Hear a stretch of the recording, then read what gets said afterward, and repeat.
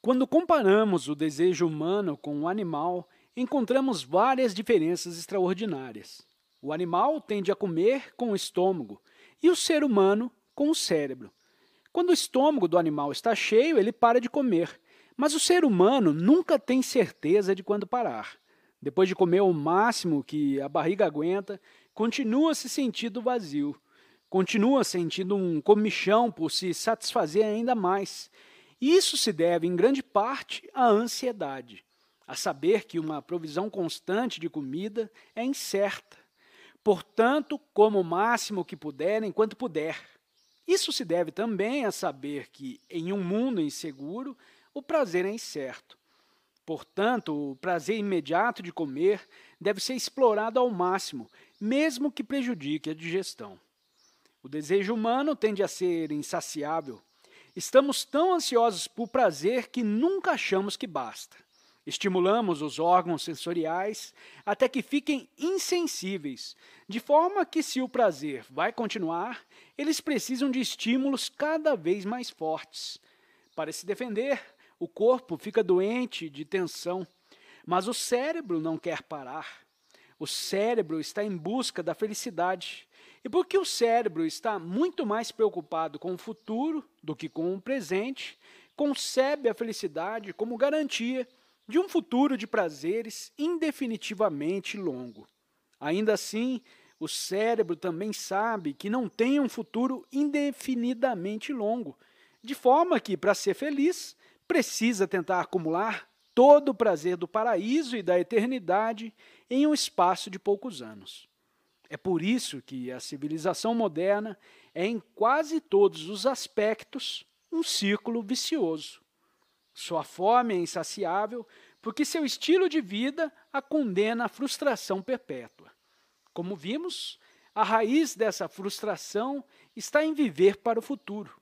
E o futuro é uma abstração, uma intervenção racional na experiência, que existe apenas para o cérebro. A consciência primária, a mente básica que conhece a realidade em vez de conhecer ideias sobre ela, não conhece o futuro. Vive ancorada no presente e não percebe nada além do que está acontecendo neste momento. O cérebro engenhoso, no entanto, olha para aquela parte da experiência presente, chamada memória, e, ao estudá-la, se capacita a fazer previsões. Essas previsões são relativamente tão precisas e confiáveis, por exemplo, todo mundo morre, que o futuro toma uma grande medida de realidade, tão grande que o presente perde o valor. Mas o futuro ainda não chegou e não pode se tornar parte da realidade vivida até que seja presente, já que o que sabemos sobre o futuro é feito de elementos puramente abstratos e lógicos, inferências, palpites e deduções. Ele não pode ser comido, sentido, cheirado, visto, escutado e nem aproveitado de qualquer outro jeito.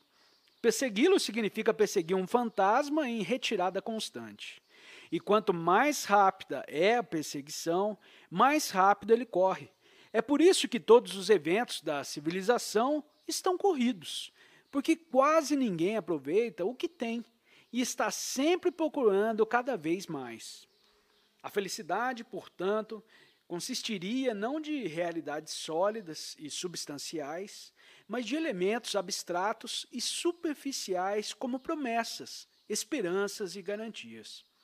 Dessa forma, a economia racional, projetada para produzir essa felicidade, é um círculo vicioso fantástico, que deve produzir cada vez mais prazeres ou ruir, gerando uma excitação constante dos ouvidos, dos olhos e das terminações nervosas com fluxos incessantes de barulho quase inescapável e distrações visuais.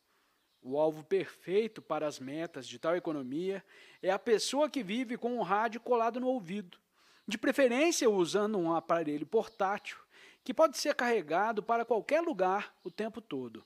Os olhos vagam sem descanso, da televisão para o jornal, dele para a revista, mantendo a pessoa em um tipo de orgasmo sem pausa, através de uma série de relances provocantes de carros que brilham, corpos femininos que brilham e outras superfícies sensuais intermeadas com restauradores de sensibilidade, como se fossem tratamentos de choques. Em lampejos de interesse público, como cenas de execução de criminosos, corpos desfigurados, aviões destroçados, lutas profissionais e prédios em chamas. A literatura ou o discurso que acompanha isso também são produzidos para provocar sem satisfazer, para substituir qualquer gratificação parcial por um novo desejo. Pois esse fluxo de estímulos é projetado para produzir anseios por cada vez mais do mesmo, embora em maior volume e velocidade. E esses anseios nos levam a fazer trabalhos que não têm interesse algum, a não ser o pagamento, para comprar mais rádios extravagantes, carros mais lustrosos, revistas mais superficiais e televisões melhores. Tudo conspirando de um jeito ou de outro para nos persuadir que a felicidade está ao alcance da mão se comprarmos cada vez mais. Apesar do imenso alvoroço e do fluxo nervoso, somos convencidos de que dormir é desperdício de tempo precioso e continuamos a caçar fantasias noite adentro. Os animais passam muito mais tempo cochilando e vagabundando a seu bel prazer. Mas porque a vida é curta, os seres humanos precisam abarrotar os anos com a maior quantidade possível de consciência, atenção e insônia crônica para ter certeza de não perder o último pedaço de prazer estonteante. Não é que as pessoas que se submetem a esse tipo de coisa sejam imorais. Não é que as pessoas que geram esse tipo de coisa sejam exploradores malvados. A maioria delas tem a mesma postura mental dos explorados, com a única diferença de estarem em um cavalo mais caro do carrossel. O problema de verdade é que estão completamente frustradas, pois tentar agradar o cérebro é como tentar beber pelas orelhas. Dessa forma, elas estão cada vez menos capazes de prazer real, cada vez menos sensíveis às alegrias mais agudas e sutis da vida, que são de fato extremamente comuns e simples.